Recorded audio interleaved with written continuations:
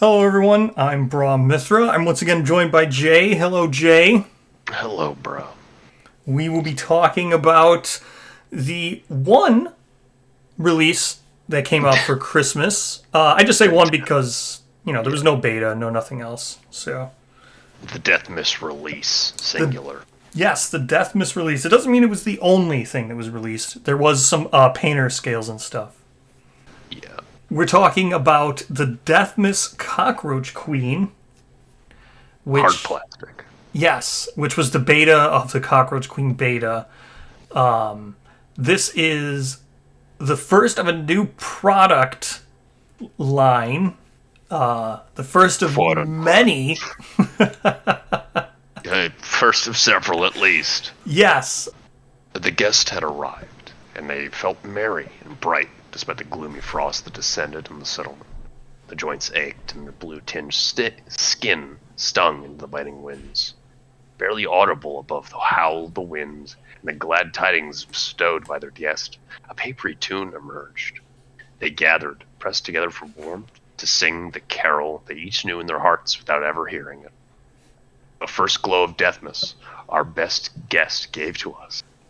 The guest grew quiet, intently listening, closing its eyes and searching the back of its eyelids for a memory. With rising hiss, its appendages began to twitch and sway along with the chorus.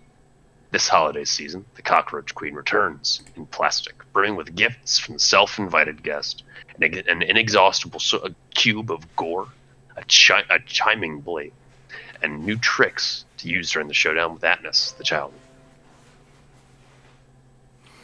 Yes. So this release has quite a bit of stuff. Doesn't have Blind Rocker, though. That's true. F's in chat for my boy. Yes, not everything from the beta carried over. Yeah, not even the vermin, not even the abilities from any of that. The beta. We love you, Blind Rocker. Yes, Blind Rocker may Forever return. in the beta pile. But the trait does return, and pretty much the concept, kind of being a gift. The vibe is Yes. maintained. So this is a Atlas-specific upgrade, for sure. Yeah. So this white box 100% requires the Gambler's Chest, and requires Atlas in your campaign to even use. No way of getting around it. It's a reward. It's a trait that gets added to Atlas. The rewards directly come from fighting Atlas. So, Yes, despite the fact that it's not listed on the warehouse, which has been, or on the shop page, and that has been done before, but is not done here. yes. So this includes 2 new Swordcraft cards, which are Atlas specific AI cards. Technically, It's his gimmick. yeah, it's his thing. Then there's the new gift AI card, which is the trait that was from the beta release of the Cockroach. It's pretty much the same thing, the Gift of Arms, but it's changed. But the gifts here are a new type of card. We'll talk about them. And then also there's a strange resource and the weapon that you get from defeating Atlas. With the gift in play. Yes, it becomes an additional reward. So, gifts modify the Atlas Child Eater Showdown, providing additional rewards in exchange for added lethality. To play with gift cards during the showdown setup with Atlas, place all your gift cards face down on the monster control panel. Flip gift cards face up, one at a time, until you choose to stop. All face-up gift cards, to add all face-up gift cards to the showdown and archive the rest. So, this is the first day of Deathmas. I can only assume we'll get 12 or 13 more. Well, 11 more, if you're going to be accurate, I suppose. Yes, 11 or 12 more. We'll see how many days are in part of Deathmas. But we only have the one now, and as I read how you do it, it's a push your luck mechanic. But currently... It's either opt-in or opt-out. Yes. currently it's you just do this one and you can't do any more. So the gimmick of these advent calendar thing is you're going to keep getting a whole bunch of these gifts. But we only have one right now. So you can't currently really engage at all with the push your luck system they've designed here. Which means we won't see all of them until 2036. Maybe. If they continue going... And you guys thought we were waiting for COD for a long time. Yeah, if they continue to go one a year, I'm going to say pretty much you have to speed this up. This needs to be sped up. I would have preferred there be at least 2 or 3 of these released. The first day, second day, third day. When you do this, maybe you start off with a bundle of 4 and sell it as like a 15th Annie or an Echoes, just to get 4 of these gifts out, so you can at least do the push your luck thing. But that didn't happen. So as of right now, you just do this and opt out. That's just how it is. So you do this for the level 1 Atlas, you get your reward, and then you just don't do it anymore, I guess. You only do it if you're playing Arcs and Smog Singer. Yeah, so let's talk about the trait. The Gift of Arms. On arrival, each survivor gains 2 face-down Swordcraft cards. That's just on arrival. That means the scout can't avoid it. And you can't. He's got how many in the basic deck? It's 16 or 17. This with the 2 in this box, it brings it either to 18 or 19. I had to recount again, but I didn't. But so you're telling me that this just immediately deals out over half the Swordcraft deck? Yes, that is correct. On arrival. Unavoidable by the scout. Nothing you can do about it. Nothing you can do about it. You're going to get, the second you turn this over, because it's the only one, this just makes, you're going to get 10 dealt Swordcraft cards. 2 to each survivor, 10 if you're the scout, 8 if you're not using scout, 2 to the scout that he can't avoid. They just can't avoid that. They're getting it. Normally you hide off the board. So that's the first part of this trait. The second, and then there's an alert. Yeah. The second is the monster's Swordcraft attack profiles gain plus monster level speed. So basically, if you opt in, you die. Yeah, your scout's donezo, probably. If you're fighting more than a level 1, or if they trigger the Swordcraft. Basically, you're going to want to hide off the board instantly if you're using scouts with this, which I guess is fine. Yeah. But man, that's a lot. That's pretty brutal for Lanier 8. Yeah. I don't know if regular survivors, non-arc survivors, survive. Cope with this. Yeah. Yeah. This is pretty lethal. I would hope that this is the most lethal of all the traits that we ever see.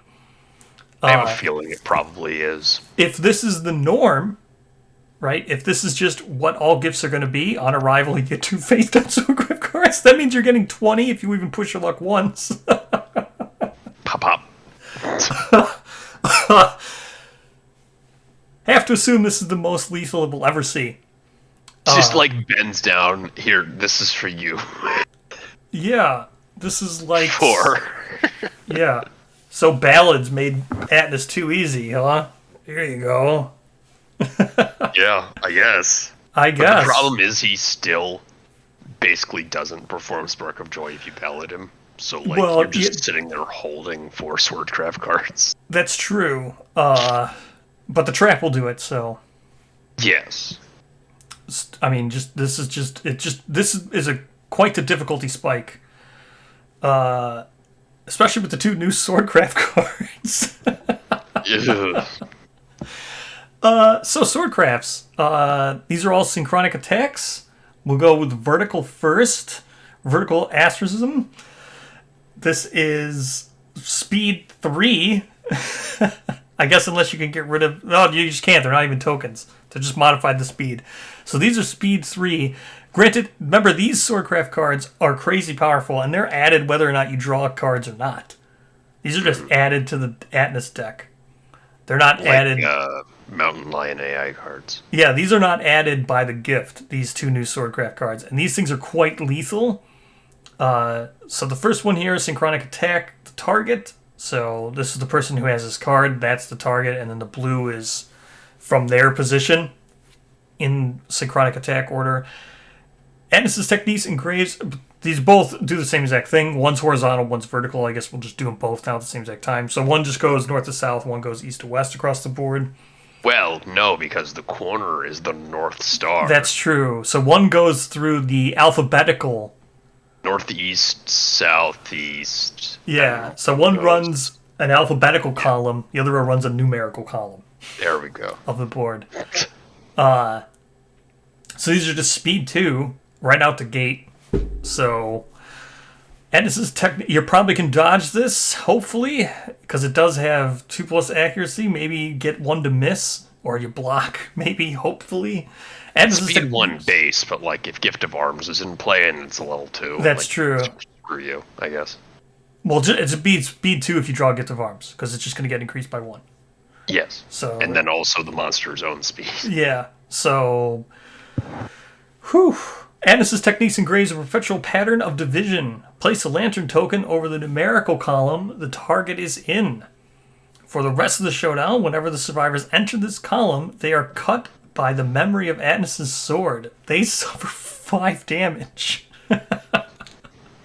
Nothing says that can't happen multiple times. Nothing says that can't happen multiple times, and it doesn't say when. Like, it just says whenever they enter that column. So any knockback, anything is going to send you through there. Movement, knockback, pouncing, whatever. Anything that you go through. Unless it says place your survivor adjacent to the monster or something, yeah. Yeah, this is quite crazy, especially since you get these on arrival. You don't even know, right? Unless you have a sword master or a sword proficient survivor, you're never going to know who has these at any time. Normally, you're not standing next to one another because that's how Swordcrafts work. You never want to be standing next to anybody who has Swordcraft cards, but everyone's going to have Swordcraft cards. You're not going to know who has what. Hopefully, you're not in the middle of the board when this goes off. You don't like turn 1.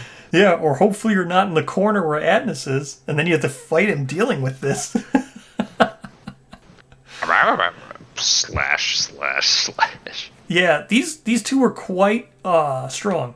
So, the lethality of Atnus when you add this specific white box is crazy. Yeah. So let's look at the rewards, right? They're going to be worth it. No. They are not. Well, one of these is interesting. Let's talk about the Lords of the Sword Saint, or Lungs of the Sword Saint. Yeah, this is kind of a neat concept. This is a great card. I love this card. This is a strange resource that you get for defeating it with Gift of Arms into play. You get the Lungs of the Sword Saint. It is a perfect organ. Weapon gear crafted with this resource gains the following additional special rules. And you record it on your settlement's record sheet. It gets sentient.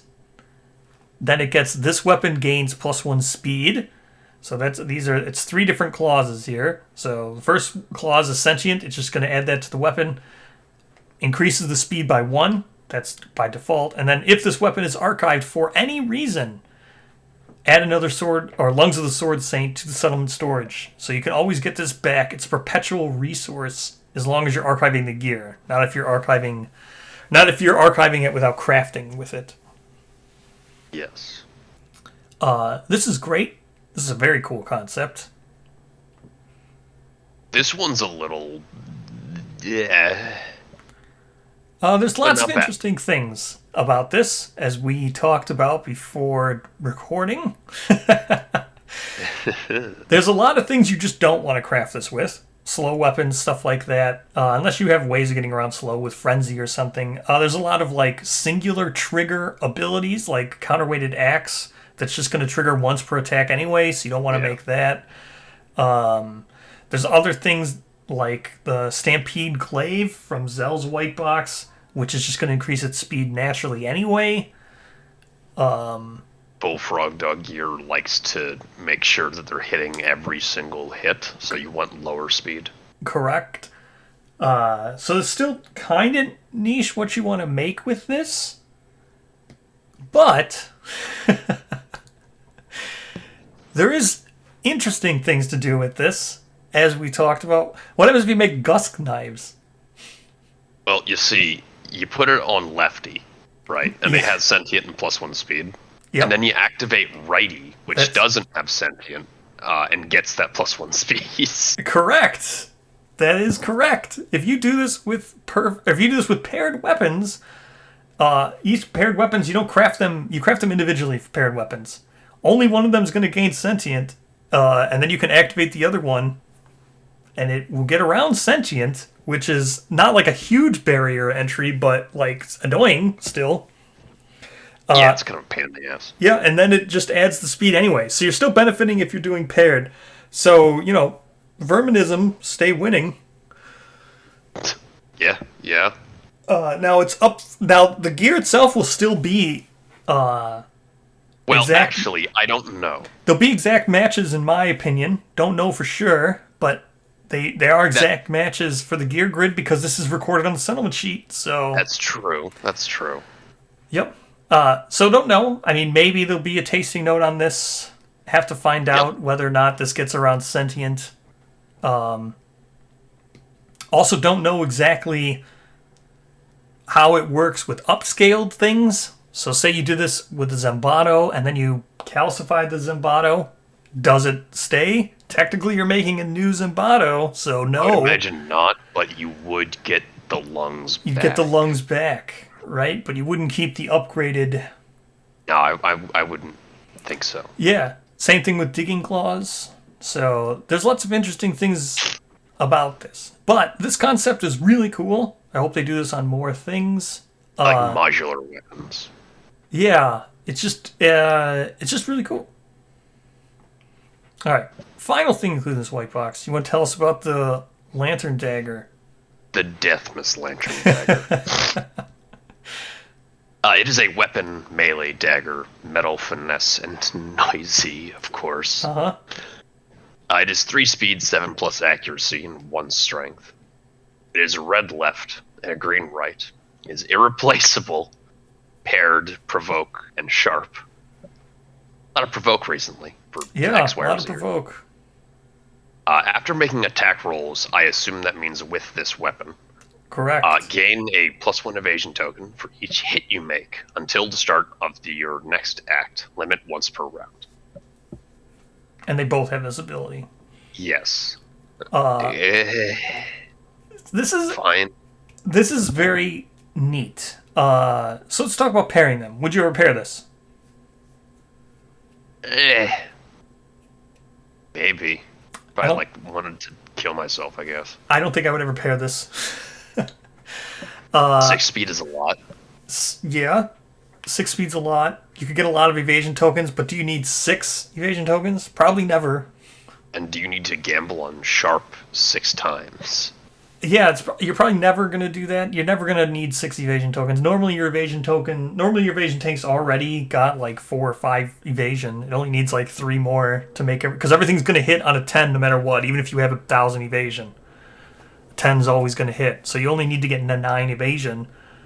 So, just get to the point where things aren't hitting on a 2+, or things are only hitting on a 10+. So, and then, Atlas has Keen anyway. You know what? That's very true. So, this won't help you when you continually fight Atlas, but this will help you everything else besides what has Keen and stuff. In the future, maybe there's more Keen things. I've heard that might be where it's going. So I imagine. I'm sure, Verdant Lord will have Keen. Yeah, but what this is interesting for is interesting for having one of them. And I'm not saying you might not want 2 of them. You might want 2 of them. You just wouldn't want to pair it, probably, because you're going to be using this on your tank, and usually your tank's gear grid's usually really full with a full armor set. some kind of items that help them out, whether it be grease or something, and then they probably also have a shield. So Rod shield. yeah, you're just not going to have room for pairing it with your tank. But that doesn't mean you don't want to, because this provoke is really powerful, especially when you know you're putting it on a tank and you're stacking evasion. And it's consistent. So having one of these is good, and having two ways of having provoke, for things like Butcher or something, things that draw multiple cards, right? Which is probably only going to be in more and more in the future. Having two methods of being able to surge into another provoke is also pretty good. And even if you want to just save your tank, right? So maybe your tank took a really bad after hit or after damage or something, and you just need a way to save them. Having provoke plus then dropping evasion on you. Yep. And it's till the start of your next act, right? So you could... It goes through the monster's turn. Depending on when you surged, right? If you surged when the monster was taking its turn, you would lose it when... If you surge on the monster's turn, then it's the survivor's turn, you'd lose them right away because your act would come up. But if you... But like on your actual attack. Yes. So there's timing to do with this because of when it goes away, but the fact you can just kind of just reliably gain evasion tokens and reliably get priority target is really good. It's really good. If it wasn't locked to Atnus, it would be a really good target for Sun Lantern armor. I think having one of these is really good, and then if you did get to, you probably would never pair it, but having a second isn't bad.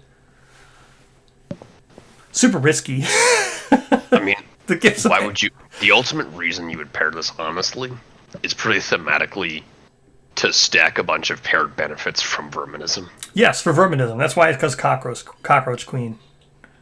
That is correct. So if you're a Verminist, you'd pair these, but I don't see it any other way.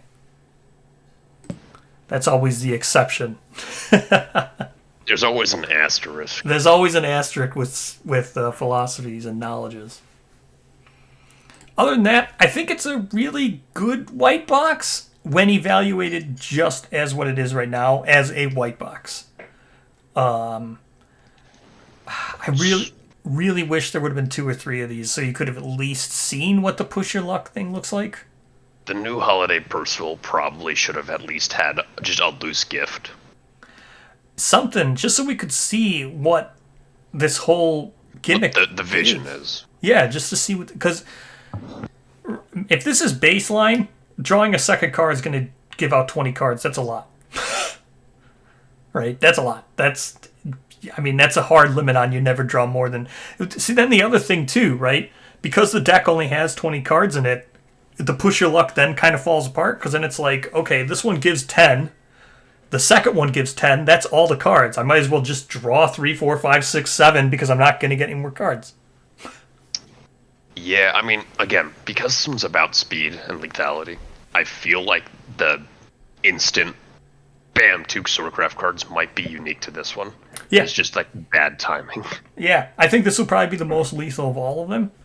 Like I said, I just wish we could have seen more. So it's hard to say like if the push your luck gimmick is cool because we don't have no way to know where it's going. Yeah. But as a white box, as just an individual pickup to get Deathmas Lantern, I think Deathmas Lantern daggers are good. They're a very unique thing. They're helping a tank build with a dagger with provoke. Hard to get provoke on things. Not as much anymore, but... Yeah. All right, so thank you so much for joining me, Jay. Thank you as always for having me.